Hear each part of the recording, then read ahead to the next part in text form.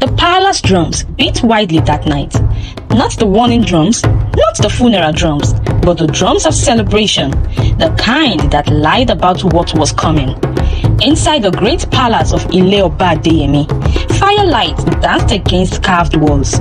Chiefs from far towns drank palm wine until their laughter climbed the ceiling. Warriors slapped each other's backs. Elders smiled like men with no worries. On the highest throne sat Oba Adéyẹmí, ruler of many rivers and forests, a king whose voice could calm riots and start wars. On the other side, in the queen's court, sat Ayaba Morenike, the queen whose beauty was praised in songs and whose confidence could silence a room. As the night deepened, the king rose, lifted his cup, and spoke loudly. "Send for the queen," he said. "Let her come and stand before everyone, so they may see the pride of my palace." The messenger bowed and hurried away. Minutes later, more minutes passed. The laughter thinned. When the messenger returned, his knees shook. "Kábíyèsí, Ayaba Morenike says she will not come." The palace froze. No one breathed. No woman had ever refused Oba Adéyẹmí. The drums outside continued beating, unaware that inside the palace, the ground had just cracked. And far away in a dusty compound where goats slept beside humans, a young orphan girl turned in her sleep, not knowing destiny had already spoken her name. Morning did not bring peace. Ayaba Morenike stood before the council of elders, her head held high, her voice steady. "I am a queen," she said, "not a display object." Some elders admired her courage. Others trembled. The oldest among them, Baba Ifaseyin, tapped his staff on the ground. "If this defiance stands," he warned, "wives will stop listening. Homes will shake. The king's authority will rot." Oba Adéyẹmí did not shout. His silence was worse. Before sunset, the law was spoken. Ayaba Morenike was stripped of her title and banished beyond the palace gate. Her name was removed from songs. Her seat was left empty, like a warning. That night, the palace drums fell silent for the first time in years, and in the silence, power began searching for a new home. The announcement did not come gently. Town criers moved from market to market, from dusty crossroads to riverbanks, beating iron gongs and shouting words that changed households overnight. By decree of Oba Adéyẹmí, all eligible maidens shall be presented for royal selection. Mothers froze mid-cooking. Fathers lifted their heads slowly.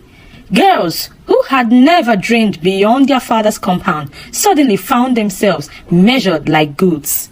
Some families rejoiced, others panicked, and some plotted. Across Ilé-Ọba Adéyẹmí, girls were respected, not just for beauty, but for posture, speech, and silence. Teeth were checked, skin was examined under sunlight, even laughter was judged. When the king's men arrived at the compound of Baba Modupe, they did not expect much. Adérónkẹ stood quietly behind her uncle, her wrapper faded from many washes. Her head bowed. She stood plain, one officer muttered. But when she lifted her face, something unsettled them. Not beauty, stillness. "She will come," the officer said suddenly, surprising even himself. As Adérónkẹ packed her few clothes, Baba Modupe whispered, "Crowns are heavy. Walk carefully." She nodded, unaware that she was stepping into a den of sharpened smiles. The palace courtyard overflowed with maidens. They came in silks and coral beads, escorted by proud families who had already imagined new titles. Perfume thickened the air. Laughter rang loud, too loud. Each maiden stood before elders who scribbled marks on scrolls. Some girls giggled too much, some tried too hard, some cried when he rejected. Adérónkẹ stood quietly at the back. A girl beside her scoffed. "Did you get lost on the way to the farms?" she whispered, eyeing Adérónkẹ's simple attire. Another laughed softly. Maybe she came to sweep the palace. Adérónkẹ said nothing. When her turn came, she stepped forward. "What is your name?" an elder asked.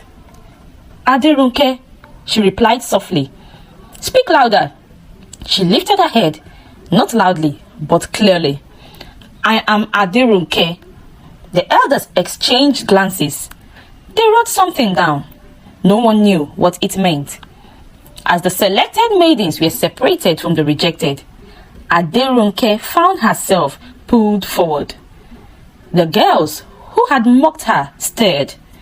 Confusion flickered across their faces. Jealousy followed, and something darker took root. Inside the women's quarters, kindness became rare currency. The selected maidens quickly divided themselves. The loud ones, the proud ones, the connected ones. Adérónkẹ belonged nowhere. Her accent was mocked. Her silence was insulted. Her refusal to brag irritated everyone. "She thinks she's better than us," one girl hissed one night. Another replied, "Let's remind her where she belongs."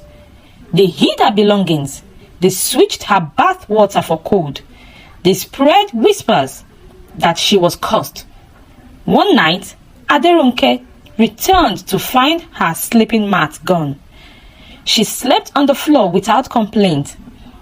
The palace attendants noticed, and so did the supervisor, Iyálóde Àríkẹ́, a woman whose eyes missed nothing. "Why do you endure so quietly?" she asked. Adérónkẹ replied simply, "Because noise does not change truth." Iyálóde Àríkẹ́ said nothing, but from that day, unseen hands began adjusting Adérónkẹ's path. The announcement came suddenly. The maidens will begin preparation to meet the king.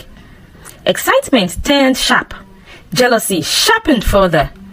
The favored girls were given oils, jewelries, advice. Adérónkẹ was ignored on purpose. One girl spilled oil on her clothes and laughed. Another hid her sandals before training. A third whispered loudly, "Even if she enters, the king will never notice her." But when Adérónkẹ arrived late, barefoot, breathless, the palace instructor paused. "Why is this one treated differently?" she asked. No one answered. That evening, Iyálóde Àríkẹ́ personally brought Adérónkẹ's simple garments. "No excess," she said. "Just be yourself." Others watched stunned. Favor had chosen its direction, and it was not the direction they expected. The night before meeting the king, tension filled the quarters. Some girls practiced smiles in mirrors. Some rehearsed laughter. Some prayed, not for wisdom, but for victory. Adérónkẹ sat alone. A girl approached her quietly. "You will not survive this palace," she whispered. "They eat girls like you." Adérónkẹ looked up calmly. "Then I will be eating standing." The girl stepped back, shaking. When the door finally opened to call the maidens one by one, Adérónkẹ's name was not first, not second. She was last. As she rose, whispers followed her. Pity, mockery, certainty of failure. She walked forward anyway, and when the palace doors closed behind her, no one knew whether she would return crowned or not return at all. The palace doors closed behind Adérónkẹ with a sound that felt final. For a moment, she stood alone. The chamber was larger than anything she had ever seen. Pillars rising like ancient trees, Walls carved with victories of kings long gone. Oil lamps flickered softly, throwing long shadows that moved like living things. At the center sat Oba Adéyẹmí. He did not smile. He did not speak. He studied her the way hunters study rivers, quietly, patiently, as if waiting for something to reveal itself. "Come closer," he finally said. His voice was calm, but it carried weight. Adérónkẹ obeyed. Her footsteps measured, her eyes lowered. Not in fear, but in respect. Most maidens rushed this moment. Some overperformed, some trembled. Adérónkẹ did neither. The king noticed. "You are not like the others," he said slowly. She paused before answering. "I am like myself, Kábíyèsí." The answer unsettled him. He leaned forward. "Do you know where you stand?" "Yes, my king." "And what happens to girls who displeases kings?" "Yes, my king. Yet your hands are steady." "They have learned to be," she replied. Silence returned, heavier than before. The king rose from his throne and began to walk around her. Many girls would have panicked. Adérónkẹ remained still. "Others begged," he said. "Some tried to charm me. Some tried to frighten me with tears." He stopped in front of her. "But you do nothing." She lifted her eyes, not boldly, not shyly, but clearly. "I came to be seen, not to perform." The words landed hard. For a brief moment, anger flickered across the king's face. Then curiosity. He turned away. "Do you desire the crown?" he asked. Adérónkẹ hesitated. "Yes, my king," she said finally. The king laughed once, a short, sharp sound. "At least you speak truth." He motioned towards a stool. "Sit." No maiden had ever been told to sit in the chamber. The king watched her carefully as she lowered herself. "Tell me about your people," he said. Her chest tightened. This was the question her uncle warned her about. She chose her words carefully. "I was raised to honor this land and its laws." The king nodded slowly. "Careful answer," he said. "Too careful." He walked to a carved wall and pressed his palm against it. "You are hiding something," he said without turning. Her heart pounded. "Yes, my king," she admitted. The king turned sharply. "And you still stand before me?" She met his eyes, because not all truth are meant for all seasons. She responded. The king stared at her for a long time. Then he smiled. Not kindly, not cruelly, thoughtfully. "You will be dangerous if you ever choose to be," he said. Adérónkẹ said nothing. He waved his hand. "You may go." Confusion crossed her face. "Just like that?" she asked softly. "For now," he replied.